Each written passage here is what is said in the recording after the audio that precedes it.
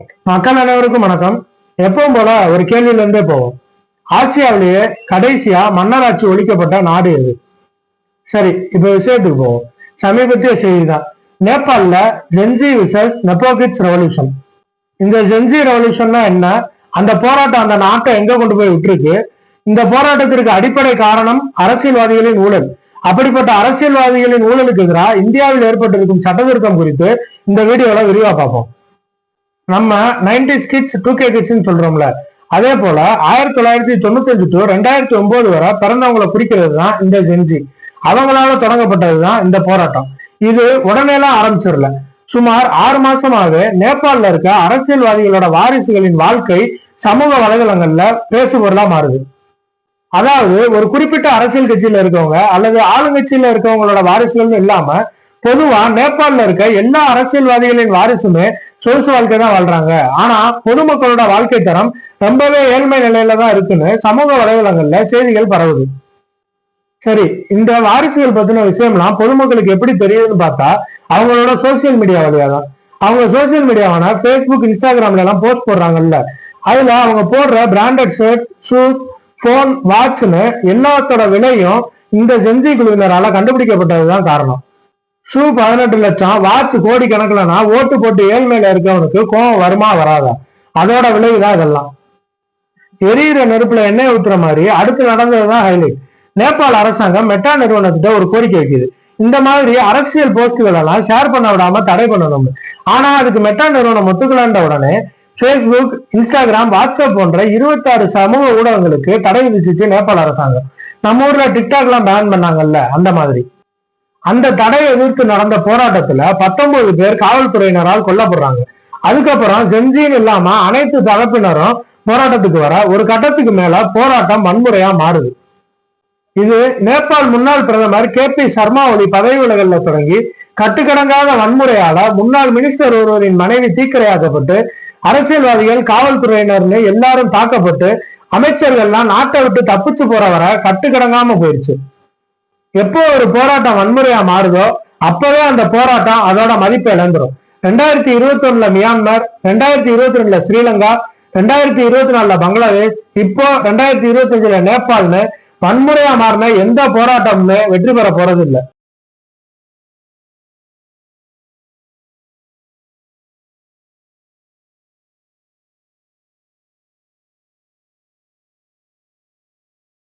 பொருளாதார வீழ்ச்சி, விலைவாசி உயர்வுன்னு எல்லா விதத்திலும் பாதிப்படைஞ்சிரும், மீளவே முடியாது. இந்த மாதிரி சின்ன நாடுகளோட மெயின் சோர்ஸ் ஆஃப் இன்கமே வெளிநாட்டுல இருந்து வர்ற சுற்றுலா பயணிகள் மூலமா தான் இருக்கும். ஆனா இனி ஒரு பையா நேபாள் பக்கம் போக மாட்டான்.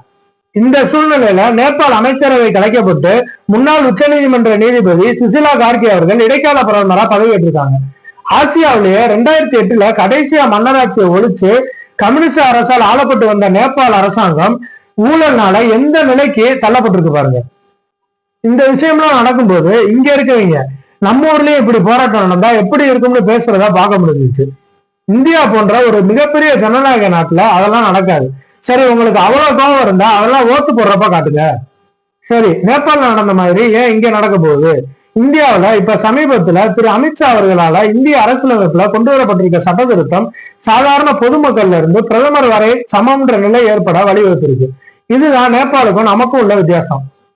அந்த சட்ட திருத்தம் நல்லதா கெட்டதான்றத ஒரு விஷயத்த சொல்லி உங்க முடிவிலேயே விட்டுருவேன். அந்த சட்ட திருத்தத்துக்கு காங்கிரஸ், திமுக போன்ற இந்தி கூட்டணியில இருக்க கட்சிகள் எதிர்ப்பு தெரிவிக்கிறாங்க. அப்பவே புரியும் உங்களுக்கு அந்த சட்ட திருத்தம் நல்லதா கெட்டதான்னு. சரி, இப்ப அந்த சட்ட திருத்தத்தை பத்தி கொஞ்சம் விரிவா பார்ப்போம். 130வது சட்ட திருத்தம் 2025 இந்திய அரசியல் சாசனப்படி ஆர்டிகல் 75 பிரைம் மினிஸ்டர்ஸ் மற்றும் மினிஸ்டர்ஸோட அப்பாயின்மெண்ட் பத்தி சொல்லும். ஆர்டிகல் 164 ஸ்டேட் கவர்மெண்ட்ல இருக்க CM மற்றும் மினிஸ்டர்ஸோட அப்பாயின்மெண்ட் பத்தி சொல்லும். இப்போ இந்த 130வது சட்ட திருத்தத்தின் மூலம் article 75 subclass 5A, article 164 subclass 4A, article 239 AA subclass 5A புதிய சட்டங்கள் சேர்க்கப்பட்டிருக்கு. மத்திய அரசுல பிரதமர் மற்றும் அமைச்சர்கள், மாநில அரசுல முதலமைச்சர் மற்றும் அமைச்சர்கள், யூனியன் டெரிட்டரியில இருக்க முதலமைச்சர் மற்றும் அமைச்சர்கள் யாராச்சும் 5 வருடங்களுக்கு மேல தண்டனை பெறக்கூடிய சட்டங்கள்ல கைது செய்யப்பட்டு இடைவிடாமல் 30 நாளுக்கு மேல சிறையில இருந்தா 31 நாளுக்குள்ள அவங்களாவே தங்களோட பதவியை ராஜினாமா பண்ணிடணும். இல்லைன்னா 32வது நாள் அவங்களோட பதவியை அதுவாகவே பறிபோயிடும். கேட்கவே நல்லா இருக்குல்ல. இதைத்தான் இந்தி கூட்டணியில இருக்க கட்சிகள் எதிர்க்கிறாங்க. அவங்க சொல்ற காரணம் என்னன்னா, மத்திய அரசு மாநில அரசியல்ல இருக்க அமைச்சர்களை நினைச்ச நேரத்துல கைது பண்ணி அவங்களோட பதவியை பறிபோக வச்சிருவாங்கன்றதுதான்.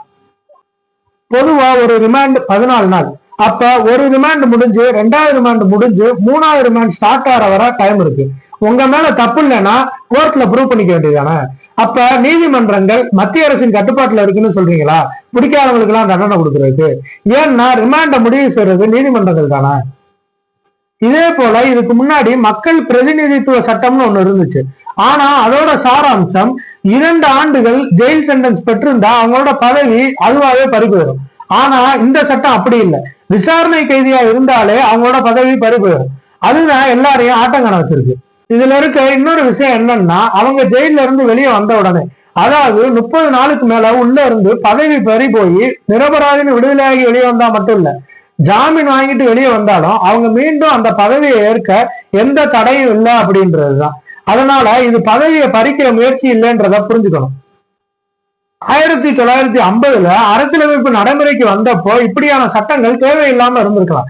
ஏன்னா அப்ப இருந்த அரசியல்வாதிகள் எல்லாம் நல்லவங்களா இருந்தாங்க. ஆனா இப்ப இருக்கவங்க அப்படியா இருக்காங்க? தமிழ்நாட்டு அமைச்சர்ல இருந்து டெல்லி சிஎம் வர பாதி நாள் ஜெயில கழிச்சவங்க தானே. மாநிலத்துல ஆளும் அரசுகள் ஏன் இந்த சட்டத்துக்கு பயப்படுறாங்கன்னு புரியல. ஒரு வழக்க அந்தந்த மாநில காவல்துறை தான் போட முடியும். நேரடியா சிபிஐயோ இடியோ ஒரு மாநிலத்துல வழக்கு போட முடியாது. மாநில காவல்துறை யார் கட்டுப்பாட்டுல இருக்கு? உங்க கட்டுப்பாட்டுல இருக்கு. தப்பு செய்யாதவங்க ஏன் பயப்படணும்? தப்பு செய்யறவங்களுக்கு தான் இந்த சட்டம் ஒரு கடிவாளம். ஒரு பழமொழி ஒண்ணு இருக்கு, திருடனுக்கு தேள் கொட்டினா அப்படி இருக்கணும். நம்ம சேனலோட பேரு ஒய் நாட்.